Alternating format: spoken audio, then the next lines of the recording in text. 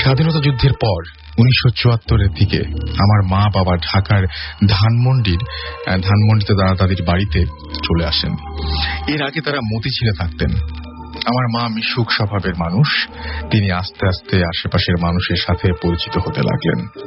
দাদার বাড়ির ঠিক মুখোমুখি যে বাড়িটা, সেখানে থাকতেন একটি বৃদ্ধ কাপল। তাদের বাড়িতে একজন কেয়ারটেকার ছাড়া আর কেউ ছিল না। আমার মা তাদের খুব পছন্দ করতেন, কিন্তু কখনো তাদের বাসায় যাওয়া হয়ে উঠত না।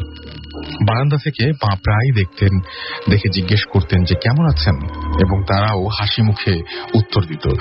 বড় বারান্দায় বসে পেপার পড়তেন একজন বৃদ্ধ, এবং বুড়ি পাশের চেয়ারে বসে উল দিয়ে সোয়েটার বুনতেন। বুড়ো প্রায়ই বাজার করে বাসায় ফিরতেন। তারা মর্নিং ওয়াকে যেতেন। বলা চলে খুব সুখী একটি পরিবার। তাদের বাসা থেকে কখনোই কোনো চিৎকার, চেঁচামেচি এ সমস্ত শব্দ পাওয়া যেত না।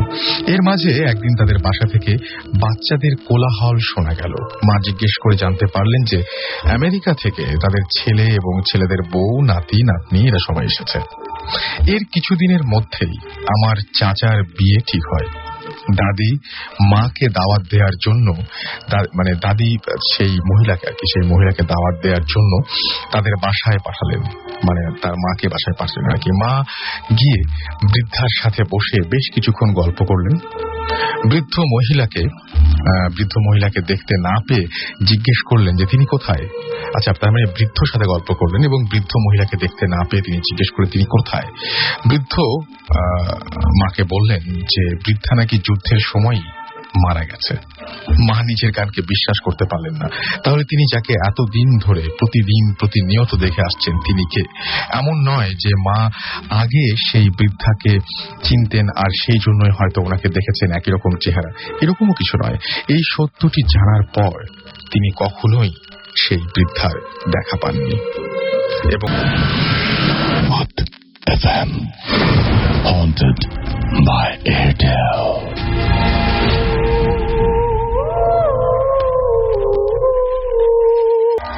ঘটনাটা লাস্ট ইয়ার 2011-এর মার্চের লাস্টের দিকে। তার কিছুদিন পর আমার এক্সাম ছিল। সো দ্যাট টাইম আমি এক্সাম নিয়ে অনেক প্রিপারেশন নেওয়ার জন্য প্রায় রাত জেগে পড়াশোনা করতাম। আর এই জন্য আমার রাতে একটু ঘুমাতে দেরি হয়ে যেত। এরকম এক রাতে আমার প্রায় রাত 2টো বেজে গিয়েছিল। আমি বিছানায় গেলাম ঘুমাবার জন্য। আমি বিছানায় যে ঘুমাবো, কিন্তু আমার ঘুম আসতেছিল না। আমি আমার এক ফ্রেন্ডকে টেক্সট করতেছিলাম যে ঘুম আসতেছে না, এরকম বলতেছিলাম আর কি। এরকম আমি নর্মালি মশারি ইউজ করি এবং আমি তখন লাইটটা নিভিয়ে ফেলেছিলাম।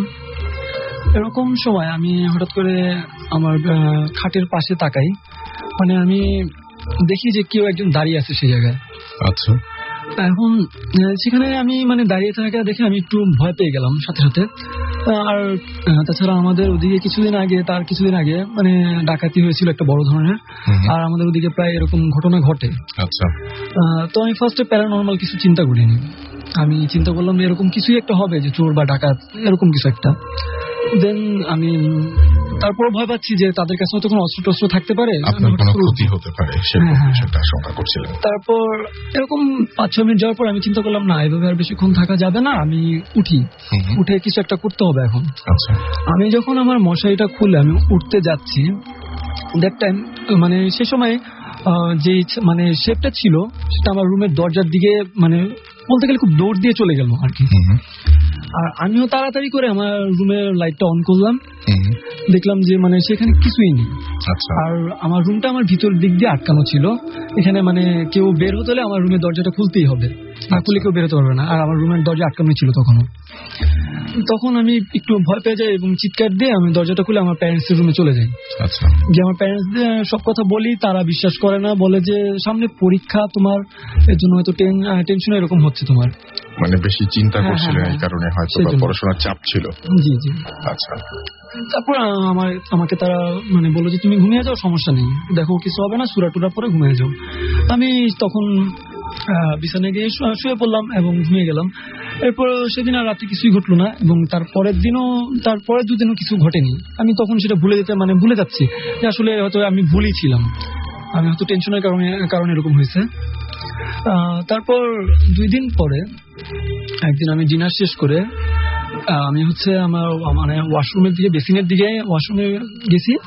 এখন বেসিনে যে আমি হাতটা ধোয়া শেষে এখন আমি মুখ ধুচ্ছিলাম। আমার এমন সময় মুখ ধোয় আমার মানে বেসিনের সামনে আয়না ছিল, ওইখানে আমার চেহারা দেখা যাচ্ছে। এখন চেহারার সাথে সাথে পিছনে আমি তাকিয়ে দেখি যে আমার পিছনে ফ্রিজ ছিল, আর ওয়াশরুমের লাইট যেহেতু জ্বলছিল মানে আলোতে বোঝা যাচ্ছিল যে মানে এখানে সবকিছু মোটামুটি ক্লিয়ার দেখা যাচ্ছিল। স্বাভাবিক, আয়নাতে ক্লিয়ার দেখা যাবে এবং যদি আলো থাকে তাহলে অবশ্যই ক্লিয়ার দেখা যাবে। দেখি যে আমি মানে প্রায় 6 ফিট 2 or 3 ইঞ্চি এরকম লম্বা একটা মেয়ে, বলবো না বিভৎস কোনো চেহারা, আচ্ছা, বাট ফ্যাকাশে টাইপের কোনো একটা মানে একদম ফ্যাকাশের মতো পুরো। তার হচ্ছে চুলগুলো অনেক বড় বড় ছিল, আর তার ড্রেসটা আমি কালারটা বুঝতেছিলাম না আসলে সে কি কালার ড্রেসটা পরছে। মানে সে সম্পূর্ণ আমার দিকে তাকিয়ে ছিল। আমি পিছে ঘুরে তাকায় দেখি যে আসলে কিছুই নেই সেই জায়গায়। আমি খুব জোরে চিৎকার করে উঠি এবং সাথে সাথে সেন্সলেস হয়ে পড়ে যাই তখনই। তারপর হচ্ছে আমার প্যারেন্টসরা আসে, আমাকে তারা হচ্ছে জ্ঞান আসার পর জিজ্ঞেস করতেছে কি হলো। আমি তাদের কাছে সবকিছু খুলে বললাম যে আসলে এরকম এরকম ঘটছে, সেদিন তো তোমরা বললা যে এরকম আসলে কিছু না, কিন্তু আমি তো আবার দেখলাম জিনিসটা। বলতেছে যে আচ্ছা ঠিক আছে, এটা দেখা যাক কি করা যায়। আমি সেদিন রাতে তাদের সাথেই ঘুমালাম, তাদের রুমেই। পরের দিন আমাদের এক রিলেটিভস, তিনি ফরেস্ট গেট টাইপের একটু গ্রামের বাড়ি থেকে আসছেন। উনি হলো যে এইসব উনি প্যারানরমাল অ্যাক্টিভিটি সম্পর্কে অনেক ধারণা আছে, উনি অনেক এগুলোকে সলভ করছেন আর কি। ওনাকে বললো সবকিছু, উনি আমাকে একটা তাবিজ দিল। তাবিজটা আমি পড়ছি, তাবিজটা পড়ার পরে আমার আর কিছু হয় নাই, কিছু হয় নাই। বাট 1 সপ্তাহের মতো পরে আমি তাবিজটা একদিন রাত্রে খুলে ঘুমাইছি, আর পড়িনি, খুলে ঘুমাইছি। সেদিন রাত্রে খুলে ঘুমিয়েছে নাকি ভুলে গেছিলেন? মানে ভুলে আর কি, আসলে ভুলেই মানে খুলে ঘুমিয়েছিলাম। এখন আমার রুমে ডিম লাইট জ্বলতেছিল তখন। আমি ফোনে কথা বলতেছিলাম এক ফ্রেন্ডের সাথে। কথা বলার শেষে আমি ফোনটা রেখে মানে আমি এক কাত হয়ে শুয়েছিলাম, অন্য কাতে আমি মানে ঘুরছি। জাস্ট ভাইয়া সেখানে মানে কি বলবো, একটা হাত শুধু, আর কি শুধু একটা হাত। হ্যাঁ, আর সে হাতটা মানে কিরকম মানে সাপের যে স্কিনটা আছে না এরকম দেখতে আর কি হাতটা। এবং সে হাতটা দেখার সাথে সাথে সে হাতটা আমার মানে মুখ চেপে ধরলো, নাক মুখ চেপে ধরলো একেবারে। আমি ডান কাতে উঠেছিলাম, আমি ফার্স্টে বাম হাত দিয়ে আমি ধরি হাতটা, আমি মানে পারতেছিলাম না তার সাথে। তখন আমি আমার ডান হাত দিয়েও ধরে মানে কোনো মতে হাতটা সরাই। হাতটা সরানোর পর হাতটা নিচে, আমার খাটের দিকে নিচের দিকে চলে যায় আর কি। আর আমি সাথে সাথে উঠে খাটের নিচের দিকে তাকাই, বাট আমি কিছুই দেখিনি তখন আর। হ্যাঁ, তখন আর আমি কিছুই দেখলাম না। তারপরে এই জিনিসটা বাসা আবার বললাম আমি। তারপর আমার আব্বু আম্মু আর একজন বড়, উনি একজন হুজুরের কাছে গেল, উনি ওনার কাছে জিজ্ঞেস করলো। উনি বললো যে মানে আমাদের ফ্যামিলি ব্যাকগ্রাউন্ড সম্পর্কে কিছু কথা বললো, যে আচ্ছা আপনাদের সাথে কি এরকম কারো কিছু হয়েছিল।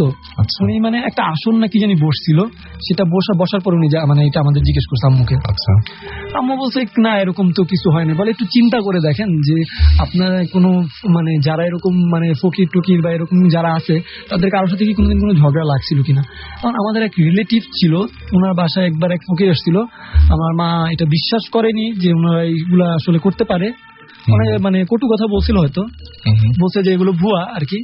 এখন ওই মহিলা বলছিল যে আপনার হচ্ছে আমি ক্ষতি করে দেখাবো।